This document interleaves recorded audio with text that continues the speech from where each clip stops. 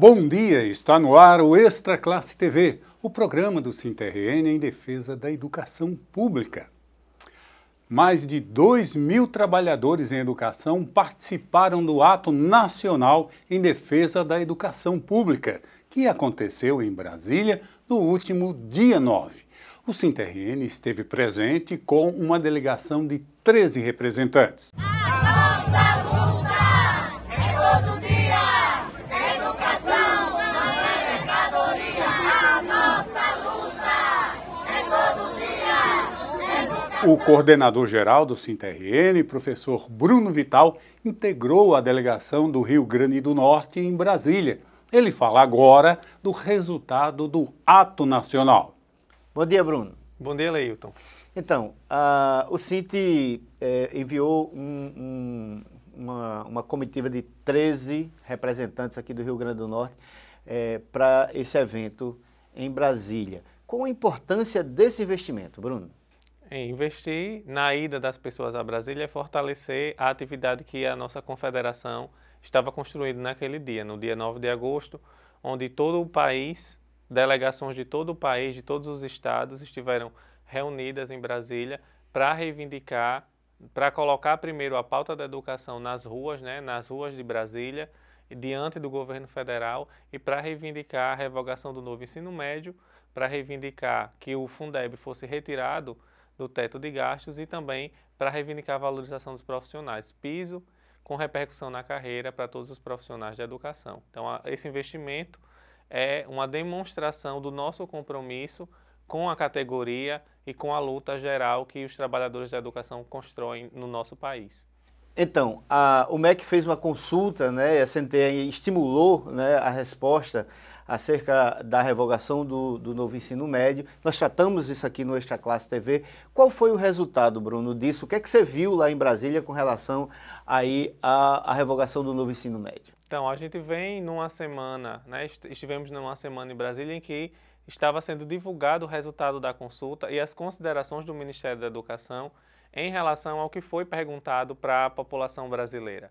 A gente tem uma perspectiva nessa consulta, a partir das respostas, de primeiro, uma forte contestação da redução curricular que nós estamos vivendo hoje nas escolas, uma forte contestação da redução da formação geral básica das disciplinas de português, de matemática, de história e geografia, que estão desidratadas no currículo atual, com 1.800 horas, inclusive com a orientação para a expansão dessa carga horária. A gente viu uma preocupação de quem respondeu à consulta com as comunidades que são mais prejudicadas historicamente na falta de acesso à educação. Ribeirinhos, quilombolas, população negra, população indígena, Isso também aparece lá na consulta. Vimos uma contestação forte também à lógica dos itinerários formativos, a essa fragmentação curricular e essa desorganização do currículo, de forma que o MEC apresenta a perspectiva de ter apenas 2 itinerários, e esses itinerários, inclusive, dentro da lógica do que a escola já Quais trabalha. seriam esses itinerários? Ciências humanas e ciências da natureza. É essa a indicação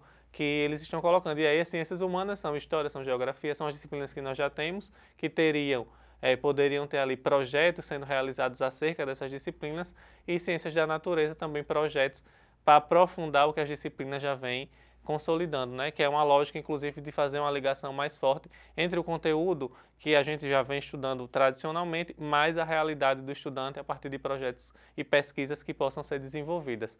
Então, a gente tem essa sinalização forte. Uma contestação também muito importante que a consulta apresentou foi a lógica da disponibilização de aula de forma remota, no caso a EAD.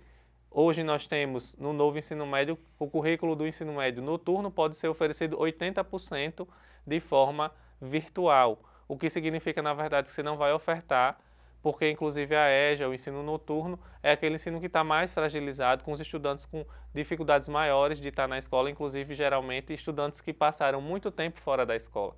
Então, a gente teve uma contestação muito forte na consulta. As pessoas que responderam, a nossa categoria que participou, a sociedade que participou, coloca que isso não deve acontecer, que a gente deve ter aumento da presencialidade. A lógica da necessidade do investimento na infraestrutura das escolas também aparece na consulta, o fortalecimento da educação profissional de forma articulada e da lógica do não apenas do tempo integral, mas da educação integral. Que a gente tenha a expansão do tempo, mas que a gente também possa diversificar mais o currículo para dar mais oportunidades de desenvolver o ser humano como um todo, né? Para além do cognitivo, para além apenas do pensamento, do conhecimento da lógica cognitiva, mas para pensar a emoção, para pensar a cultura, né? O esporte, o desenvolvimento das pessoas de forma mais ampliada. Bruno, na sua opinião, a tendência está mais para a revogação do ensino médio ou para a continuidade do novo ensino médio? Então, a gente considera que o resultado e a nossa mobilização também feita no dia 9 é no sentido exatamente de consolidar a ideia de que a gente vai rumar para a revogação. A CNTE continua defendendo a revogação e considera que o resultado divulgado pelo MEC é uma vitória da sociedade. E a gente deve ter um novo projeto de lei que na prática, né, a apresentação de um projeto de lei que vai revogar o projeto anterior é a revogação do ensino médio que está colocado hoje no cenário das nossas escolas. Então, a gente considera que teve avanço a nossa discussão, que a nossa mobilização teve efetividade e que a gente está rumo a avançar para um modelo de ensino médio que observe as desigualdades, que pense na permanência dos estudantes, que garanta que eles possam, de fato, concluir o ensino médio, que ofereça condições de profissionalização e de ampliação de oportunidade, não de restrição, como a gente estava vivendo agora. Ok. A gente vai para um rápido intervalo. Voltamos já com o Extra Classe TV. O descumprimento da lei do piso gerou 67% de perdas salariais aos educadores e educadoras de Natal. Depois de meses de pressão do SINT-RN, a Prefeitura ofereceu 7% de reajuste. Diante dos salários desintegrados, a proposta foi aceita como um suporte emergencial. Mas isso não significa que renunciamos aos 60% restantes. A luta pela recuperação salarial continua nas escolas, nas ruas e na Justiça. SINT-RN. Estamos de volta com o Extra Classe TV, o programa do SINT-RN em defesa da educação pública. Hoje estamos conversando com o coordenador-geral do SINT-RN, o professor Bruno Vital, que está falando sobre o resultado do Dia Nacional de Luta, organizado pela CNTE. Bruno, o piso salarial é um ponto fundamental, né, de luta dos trabalhadores e trabalhadoras em educação. Aqui em Natal, por exemplo, nós temos o prefeito dizendo que paga o piso, né? E esse dia de luta mostrou que o conceito de pagamento de piso é bem diferente do que o prefeito e vários outros gestores estão dizendo, não é isso? Exatamente. Nós vivemos um cenário de descaracterização da lei do piso e, sobretudo, da ideia de carreira na educação pública, né? Então, nós entendemos que a aplicação do piso não deve se restringir ao início da carreira, mas que ela deve repercutir em toda a carreira, garantindo que a gente tenha a valorização dos profissionais que estão iniciando e também dos profissionais que já estão na rede, inclusive também dos professores, né, e profissionais que já estão aposentados. A valorização ela precisa ser extensiva a todos. E o que a gente tem visto aqui no município de Natal, o que a gente tem visto em outros municípios aqui do estado e em outros estados também, é exatamente a desconstrução da ideia de piso e de carreira. Então, a nossa reivindicação ao MEC foi que a gente possa reafirmar a lógica do piso, a validade do piso, né? Porque também tem um movimento de prefeitos hoje dizendo que o piso, que a lei do piso, ela não tem mais validade, né? Sendo que a lei ela continua vigorando, ela continua existindo e precisa ser respeitada, mas para reafirmar a lei do piso e também para que a gente possa garantir a construção de uma carreira nacional da educação, parâmetros de carreira nacional da educação que sejam observados pelos municípios, né? Fizemos essa entrega, inclusive, no início do ano e na semana, no mês de abril, né, no final do mês de abril, ali na Semana em Defesa e Promoção da Educação Pública, e fizemos essa reafirmação lá no MEC, no ato que nós realizamos no dia 9 de agosto. É verdade que o Rio Grande do Norte, né, os trabalhadores e trabalhadoras de educação do Rio Grande do Norte, são é a única categoria no Brasil que tem o piso pago conforme a lei? Isso, o SINT pode se orgulhar dessa conquista ou ainda tem coisas aí para acontecer? Então, nós temos no Rio Grande do Norte realmente essa situação diferenciada que é a aplicação do piso na carreira e a aplicação do piso na carreira com também pagamento dos aposentados e aposentadas. Nos outros estados, nós não temos, infelizmente, né, nós não temos essa aplicação. Em alguns até tem piso na carreira, né, mas não tem piso na carreira, por exemplo, que inclua também os aposentados. Em alguns estados a gente não conta, por exemplo, com a aplicação desse piso considerando-se retroativo, então se o governo começa a pagar a partir de março, ele não paga janeiro e fevereiro, né? Tem várias distorções nesse sentido. O nosso estado, nós podemos nos orgulhar, é um estado exatamente que consegue cumprir a aplicação do piso na carreira, ainda que a gente tenha uma aplicação parcelada desse piso, mas esse piso ele é colocado dentro da carreira para todos e todas e também para os aposentados. Então, essa é uma especificidade nossa que é resultado da luta do Sint. Outro ponto que fez parte, né, desse ato nacional foi o Fundeb. O que foi apresentado lá? É importante destacar que a nossa mobilização no dia 9 ela aconteceu em dois momentos.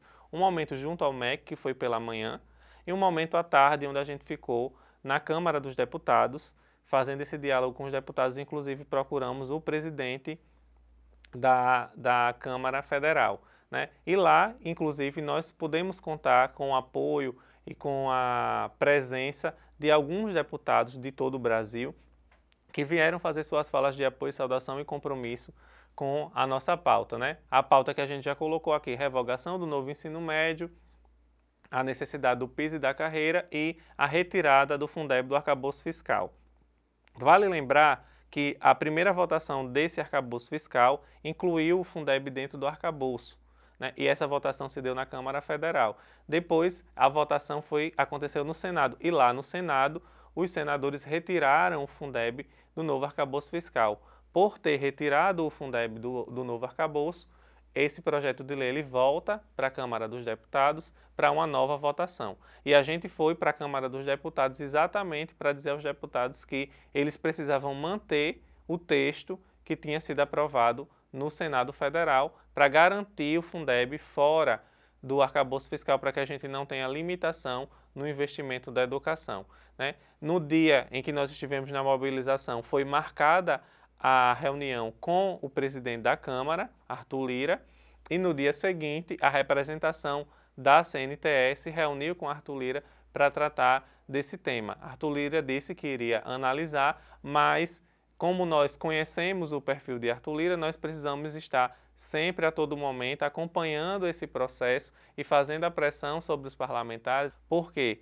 Porque nem todos os parlamentares estabelecem o compromisso, né, de votar a pauta da educação conforme o que nós reivindicamos. Existem aqueles que inclusive estiveram conosco no ato, fizeram seus discursos de apoio, mas essa bancada é uma bancada pequena, que não chega a 200 deputados, né? E aí o Congresso é formado por 513 e a gente precisa atingir uma maioria para poder garantir a nossa votação. Então, para isso, nós precisamos fazer o acompanhamento e fazer a pressão sobre os deputados, para que os deputados, de fato, garantam o que nós estamos reivindicando, que é a permanência do Fundeb, né, conforme foi aprovado no Senado, fora do arcabouço fiscal. Ok. Nós conversamos com o professor Bruno Vital, coordenador-geral do Sint-RN. Bruno, muito obrigado por sua participação. Obrigado, Leilton, e até a próxima. Muito importante essa luta, não é mesmo? O Sint-RN quer discutir a reformulação dos referenciais curriculares do ensino fundamental na rede municipal de Natal. Para isso, está convidando os educadores e educadoras da capital para uma reunião na próxima sexta, dia 25, no Auditório Maris de Paiva, na sede estadual do sindicato. A reunião será em 2 turnos. Pela manhã, com início às 9 horas, e à tarde, a partir das 14h30. O programa Extra Classe TV de hoje vai ficando por aqui. Muito obrigado pela audiência e até o próximo domingo com mais um programa do Sint-RN em defesa da educação pública. Até lá!